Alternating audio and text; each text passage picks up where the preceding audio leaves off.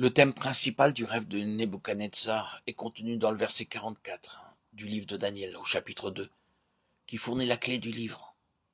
Nous apprenons l'existence d'un royaume qui ne peut être ébranlé. Dieu appelle des hommes, les prépare et leur enseigne la manière d'en devenir les citoyens. Il ne fait aucun doute que de grands empires régis par des souverains puissants apparaîtront dans le monde, mais tous seront détruits et connaîtront une fin. En vérité, rien de ce qui vient de l'homme ne peut durer à perpétuité, et les monuments qu'il a édifiés, aussi solides et imposants soient-ils, ne manqueront pas de s'écrouler un jour. Dieu est à la recherche d'hommes désireux de s'attacher à ce qui est inébranlable et inaltérable. Si nos aspirations se portent vers ce royaume, nous devrons vivre et servir de manière à ce que toutes nos actions et nos paroles portent un fruit éternel. Telle est l'épreuve par laquelle Dieu fait passer ceux qui souhaitent remporter la victoire.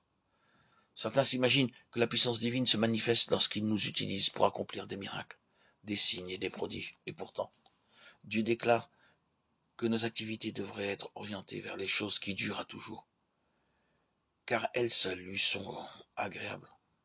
Puissions-nous toujours garder ceci présent à l'esprit.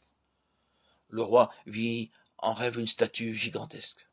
La tête était d'or, les bras d'argent, le ventre de bronze, les jambes de fer et les pieds en partie d'argile et de fer, toute proportion gardée. La pierre qui vint s'abattre sur les pieds de la puissante statue était de petite dimension. L'or, l'argent, le fer et le bronze, qui sont pourtant des métaux très solides, furent emportés par le vent comme la balle d'une aire en été, et il n'en subsista aucune trace.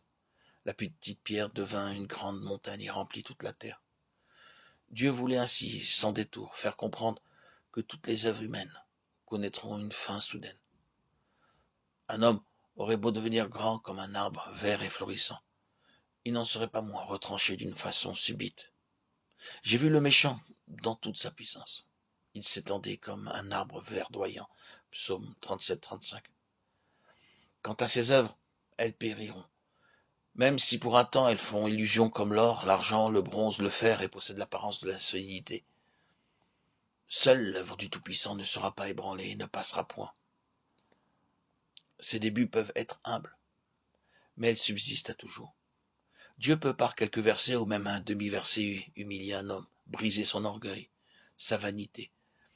Cette parole commence par renverser chaque idole dans son cœur, puis, en se multipliant, devient une montagne et continue à croître, jusqu'à ce que cet homme soit rempli d'amour pour le Seigneur Jésus-Christ.